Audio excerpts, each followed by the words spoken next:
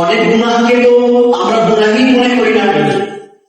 আমাদের সমাজে দেখা আছে বেপর্দা চলছে, বেপর্দাকে আমরা কোনো গুনাহই মনে করি না। একজন মুসলিম হিসাবে আমার জানাই নেই কার সাথে দেখা করা জায়েজ আর কার সাথে দেখা করা না জায়েজ। আরে আমল করা তো দূরের কথা, গ্যারান্টি সহকারে বলছি একজন মুমিন বলতে পারবে না কার সাথে দেখা করা জায়েজ কার সাথে না জায়েজ, সবার নাম তো উল্লেখ করতে পারবে না।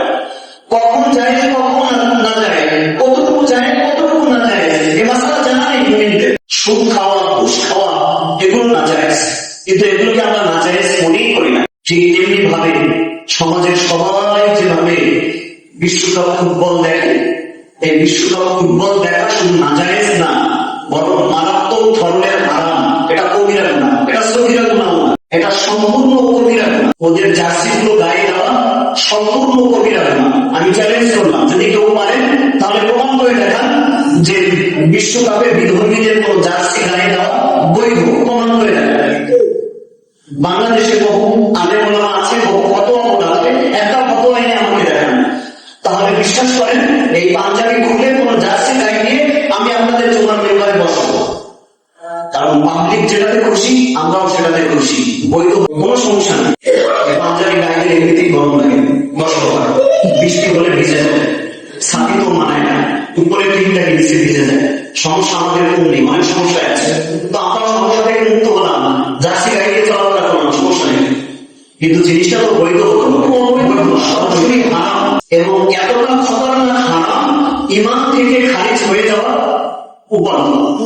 এখন তো বর্তমান সময়ে রাসূলুল্লাহ সাল্লাল্লাহু আলাইহি ওয়াসাল্লাম নেই, এজন্য আমাদের সমাজে কাফেরদের চরিত্রগুলো নিয়ে বা মুনাফিক নিয়ে অতটা বিশ্লেষণ হয় না, চলছে না। কিন্তু মুনাফিক এমন একটা জিনিস যে রাসূলুল্লাহ সাল্লাল্লাহু আলাইহি ওয়াসাল্লাম বলেছেন, খয়রুল কুরনি করনি, আমার যুগ হচ্ছে সবচেয়ে উত্তম যুগ, আমার যুগের মতো কিয়ামতের আগে আর উত্তম কোনো যুগ আসবে না। সুন্নাল্লাযিনা ইয়াকুনুন সুন্নাল্লাযিনা ইয়াকুনুন, এর পরবর্তী উত্তম যুগ হচ্ছে সাহাবাদের যুগ, এর পরবর্তী উত্তম যুগ হচ্ছে তাবিঈনদের যুগ।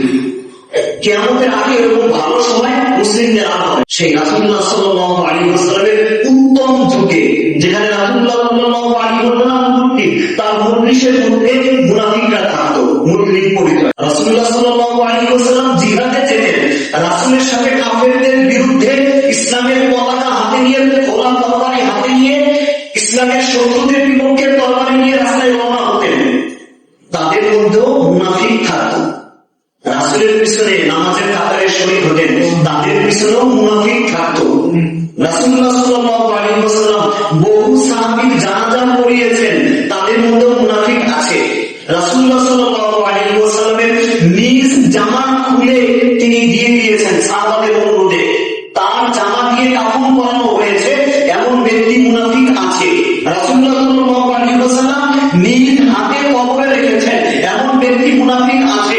আর ওই মুনাফিক সম্পর্কে আল্লাহ সুবহানাহু ওয়া তাআলা কোরআনে উল্লেখ করেছেন, ইন্নাল মুনাফিকিনা ফি দারকিল আসফালি মিনান নার, মুনাফিকরা হচ্ছে জাহান্নামের সর্বনিকৃষ্ট স্থানে।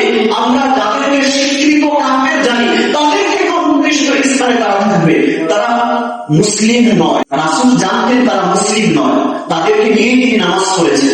রাসূল জানতেন তারা মুসলিম নয়, তাদেরকে নিয়েই তিনি জিহাদে রওনা হয়েছেন। তিনি জানতেন সে মুসলিম নয়, তারপরও জানাজা পড়িয়েছেন, কবরে রেখেছেন। কেন? কারণ সামাজিক যে স্ট্রাকচার আছে, সমাজের যে নিয়ম নীতিমালা আছে, এটাকে ঠিক রাখার জন্য। সেখানে যদি মুনাফিকদেরকে চিহ্নিত করা হতো, যেটা রাসূল